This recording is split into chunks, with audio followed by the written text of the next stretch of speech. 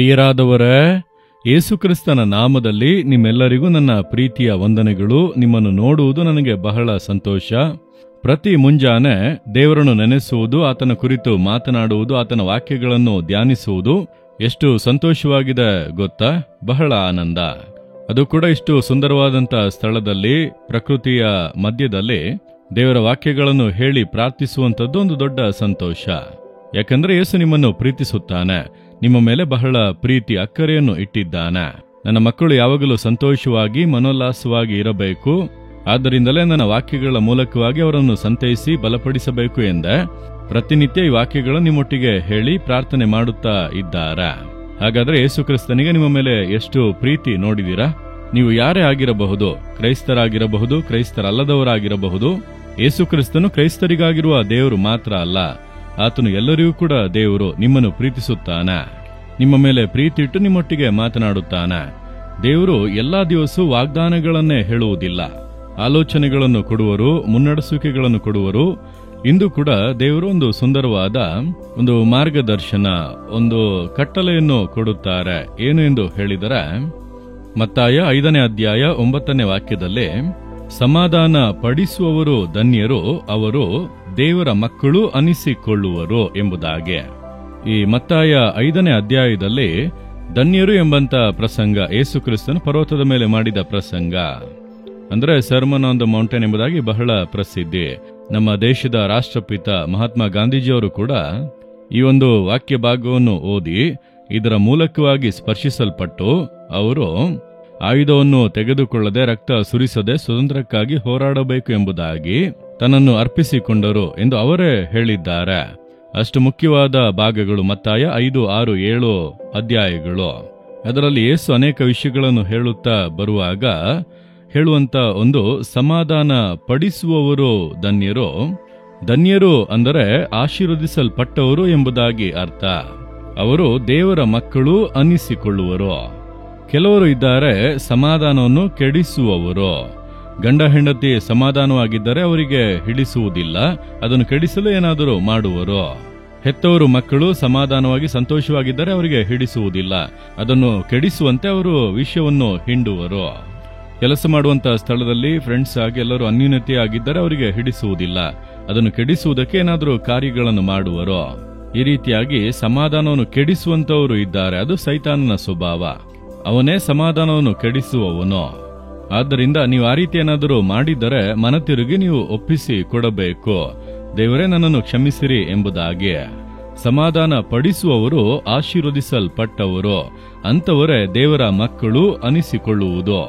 ಇಬ್ಬರು ಕೂಡ ಚೆನ್ನಾಗಿಯೇ ಇದ್ದರು, ದಿಢೀರೆಂದು ಏನೋ ಒಂದು ಸಮಸ್ಯೆ, ಭಿನ್ನಾಭಿಪ್ರಾಯ. ಈಗ ಗಂಡ ಹೆಂಡತಿ ಇಬ್ಬರು ಮಾತನಾಡುವುದೇ ಇಲ್ಲ. ಈ ಹೆತ್ತವರು ಮಕ್ಕಳು ಈಗ ಸಂಬಂಧವೇ ಇಲ್ಲದಂತೆ ಆಗಿಬಿಟ್ಟಿದ್ದಾರೆ. ಫ್ರೆಂಡ್ಸ್ ಚೆನ್ನಾಗಿಯೇ ಇದ್ದರು, ದಿಢೀರೆಂದು ಅವರಿಗೆ ಏನಾಯ್ತೋ ಗೊತ್ತಿಲ್ಲ, ಆ ಪ್ರೀತಿ ಅನ್ಯೂನ್ಯತೆ ಇಲ್ಲದೆ ಹೋಗಿದ್ದಾರೆ. ಅಂದರೆ ಸಮಾಧಾನ ಪಡಿಸಿರಿ. ಹಾಗಾದ್ರೆ ಅವರನ್ನು ಸಮಾಧಾನ ಪಡಿಸಲು ಏನು ಮಾಡಬೇಕು? ಮೊದಲು ಪ್ರಾರ್ಥನೆ ಮಾಡಿರಿ, ಮೊದಲು ಪ್ರಾರ್ಥಿಸಬೇಕು, ದೇವರೇ ಅವರು ಸಮಾಧಾನವಾಗಿರಬೇಕು, ಈ ಸಮಾಧಾನವನ್ನು ಬಾಧಿಸುವುದೆಲ್ಲ ನೀಗಬೇಕು. ನೀವು ಮೊದಲನೇದಾಗಿ ಅದನ್ನು ಬಯಸಿ ಪ್ರಾರ್ಥಿಸಬೇಕು. ಎರಡನೆಯದಾಗಿ ಅವರು ಸಮಾಧಾನದಿಂದ ಇರುವಂತೆ ನಾನು ಹೇಗೆ ಸಹಾಯ ಮಾಡಬಹುದೆಂಬುದಾಗಿ ದೇವರ ಬಳಿ ಕೇಳಿ ಹಾಗೆ ಮಾಡಬಹುದು. ಇದನ್ನೆಲ್ಲ ಕ್ಷಮಿಸಿ ಬಿಟ್ಟು ಬಿಡಿ. ಗಂಡ ಹೆಂಡತಿಯ ಮಧ್ಯೆ ಇದೆಲ್ಲ ಏನು ದೊಡ್ಡ ಸಮಸ್ಯೆಯಾ? ಒಬ್ಬರನ್ನೊಬ್ಬರು ಕ್ಷಮಿಸಿರಿ ಎಂದು ವಾಕ್ಯವನ್ನು ಹೇಳಿ ಅವರನ್ನು ಸಮಾಧಾನವಾಗಿ ಸೇರಿಸುವಂತೆ ಮಾಡಬೇಕು. ಇಂದು ಇಬ್ಬರು ಮದುವೆ ಆಗಿ ಕೆಲ ತಿಂಗಳು ಆಗಿರುತ್ತದೆ, ಗಂಡ ಹೆಂಡತಿಯ ಮಧ್ಯೆ ಏನಾದರೂ ಸಮಸ್ಯೆ ಅಂದ್ರೆ ಹೆತ್ತವರು ಬೇರೆ ಮಾಡೋದಕ್ಕೆ ನೋಡುತ್ತಾರೆ, ಸಮಾಧಾನವನ್ನು ಕೆಡಿಸುವುದಕ್ಕೆ ನೋಡುತ್ತಾರೆ. ಸಮಾಧಾನ ಪಡಿಸಿರಿ, ಇದೆಲ್ಲ ಬರುತ್ತದೆ, ಸ್ವಲ್ಪ ದಿನದಲ್ಲಿ ಸರಿ ಹೋಗುತ್ತದೆ. ಮಗಳೇ ಬಿಟ್ಟು ಕೊಡು, ಮಗನೇ ಬಿಟ್ಟು ಕೊಡು, ಕ್ಷಮಿಸು, ನಿನ್ನ ಹೆಂಡತಿ ತಾನೆ ಎಂಬುದಾಗಿ ಸಮಾಧಾನ ಪಡಿಸಲು ಪ್ರಯತ್ನಿಸಬೇಕು. ತಕ್ಷಣವೇ ನೀವು ಬೇರೆ ಮಾಡಿಬಿಡುತ್ತೇನೆ, ಡೈವರ್ಸ್ ಕೊಡಿಸಿ ಬಿಡುತ್ತೇನೆ, ಈ ರೀತಿಯೆಲ್ಲ ಮಾತನಾಡಿದರೆ ನೀವು ಶಾಪವನ್ನು ಬರಮಾಡಿಕೊಳ್ಳುತ್ತಾ ಇದ್ದೀರಿ. ಅದು ದೇವರಿಗೆ ವಿರೋಧವಾದಂತ ಕಾರ್ಯ. ಸಮಾಧಾನವನ್ನು ಕೆಡಿಸುವಂತ ಸೈತಾನನ ಕೆಲಸವನ್ನು ಮಾಡುತ್ತಾ ಇದ್ದೀರಿ. ಆ ರೀತಿ ಮಾಡಬೇಡಿ. ಸಾಧ್ಯವಾಗುವಷ್ಟು ಅವರನ್ನು ಸಮಾಧಾನ ಪಡಿಸಲು ಪ್ರಯತ್ನಿಸಿರಿ. ಅದೇ ರೀತಿಯಾಗಿ ನಿಮ್ಮ ಸಭೆಯಲ್ಲಿ 2 ಗ್ರೂಪ್ ಆಗಿದ್ದಾರೆ, ಮಾತನಾಡಿರಿ, ಸಮಾಧಾನ ಪಡಿಸಲು ಪ್ರಯತ್ನಿಸಿರಿ. ನೀವು ಕೆಲಸ ಮಾಡುವ ಸ್ಥಳದಲ್ಲಿ, ನಿಮ್ಮ ಕುಟುಂಬದೊಳಗೆ ಯಾವ ಸ್ಥಳದಲ್ಲಿ ಆದರೂ ಒಂದು ಸಮಾಧಾನ ಇಲ್ಲದ ಪರಿಸ್ಥಿತಿ ಇದೆ ಅಂದರೆ ಅವರನ್ನು ಸಮಾಧಾನ ಪಡಿಸಲು ಪ್ರಯತ್ನ ಮಾಡಿರಿ. ಆ ರೀತಿ ಸಮಾಧಾನ ಪಡಿಸುವವರು ಆಶೀರ್ವದಿಸಲ್ಪಟ್ಟವರು, ಯಾಕೆಂದರೆ ಅವರು ದೇವರ ಕಾರ್ಯಗಳನ್ನು ಮಾಡುತ್ತಾರೆ. ಆದ್ದರಿಂದ ಅವರು ದೇವರ ಮಕ್ಕಳು ಅನಿಸಿಕೊಳ್ಳುತ್ತಾರೆ. ಎಷ್ಟು ದೊಡ್ಡ ಭಾಗ್ಯ ಅಲ್ಲವಾ? ಆದ್ದರಿಂದ ಸಮಾಧಾನ ಕೆಡಿಸುವವರಾಗಿ ನೀವು ಎಂದಿಗೂ ಕೂಡ ಇರಬೇಡಿ. ನಿಮ್ಮ ನಿಮಿತ್ತ ಎಲ್ಲಾದರೂ ಸಮಾಧಾನ ಕೆಟ್ಟು ಹೋಗಿದರೆ ಮನತಿರುಗಿ ಅಲ್ಲಿ ಕ್ಷಮಾಪಣೆ ಕೇಳಿ ಸರಿಪಡಿಸಿರಿ. ಸಮಾಧಾನ ಇಲ್ಲದ ಪರಿಸ್ಥಿತಿಯಲ್ಲಿ ನಮಗೇನು ಎಂಬುದಾಗಿ ಇರದೆ ಪ್ರಾರ್ಥಿಸಿ ಪ್ರಯಾಸ ಪಡಿರಿ, ಅವರನ್ನು ಸೇರಿಸಲು ಪ್ರಯತ್ನ ಪಡಿರಿ. ನಿಮ್ಮನ್ನು ಕರ್ತನು ಆಶೀರ್ವದಿಸುವನು.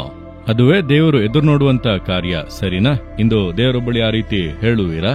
ದೇವರೇ, ನಾನು ಯಾರ ಸಮಾಧಾನವೂ ಬಾಧಿಸಲ್ಪಡುವಂತೆ ನಡೆದುಕೊಳ್ಳಲೇಬಾರದು.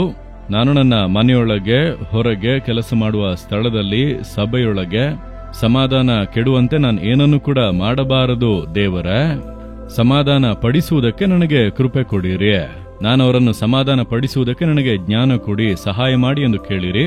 ದೇವರು ನಿಮ್ಮನ್ನು ನೋಡಿ ಬಹಳ ಸಂತೋಷ ಪಡುವರು, ನಿಮ್ಮನ್ನು ವಿಶೇಷವಾಗಿ ಆಶೀರ್ವದಿಸುವರು, ನಿಮ್ಮ ಕಾರ್ಯಗಳನ್ನು ಸಫಲ ಮಾಡುವರು. ನೀವು ಅದನ್ನು ನೋಡುವಿರಿ. ಆ ರೀತಿ ಒಪ್ಪಿಸಿಕೊಡುವಿರಾ? ಈ ಸಮಯದಲ್ಲಿ ನೀವು ಯೋಚಿಸಿ ನೋಡಿರಿ. ನಿಮಗೆ ತಿಳಿದಂತ ಯಾರೋ ಇಬ್ಬರ ಮಧ್ಯೆ ಸಮಾಧಾನ ಇಲ್ಲದೆ ಅವರು ಇದ್ದಾರೆ.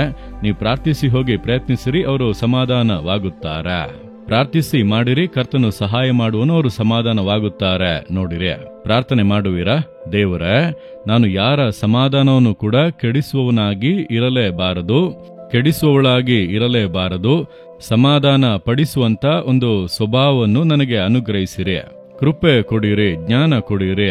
ನನಗೆ ತಿಳಿದಂತ ಈ ಕುಟುಂಬ ದೇವರೇ, ಈ ಸ್ನೇಹಿತರು ಈ ಸ್ಥಳದಲ್ಲಿ ದೇವರೇ ಸಮಾಧಾನ ಇಲ್ಲದ ಪರಿಸ್ಥಿತಿಯಲ್ಲಿ ಇದ್ದಾರೆ. ಅವರಲ್ಲಿ ಸಮಾಧಾನ ಬರಬೇಕು. ಆ ಸಮಾಧಾನಕ್ಕಾಗಿ ನಾನು ಏನು ಮಾಡಬೇಕೆಂಬುದಾಗಿ ನನ್ನನ್ನು ಮುನ್ನಡೆಸಿರಿ. ನಾನು ಪ್ರಯತ್ನಿಸಿ ಸಮಾಧಾನ ಪಡಿಸುವುದಕ್ಕೆ ನನ್ನನ್ನು ಒಪ್ಪಿಸಿ ಕೊಡುತ್ತೇನೆ. ಯೇಸುವಿನ ನಾಮದಲ್ಲಿ ಪ್ರಾರ್ಥಿಸುತ್ತೇನೆ. ಆಮೇನ್, ಆಮೇನ್.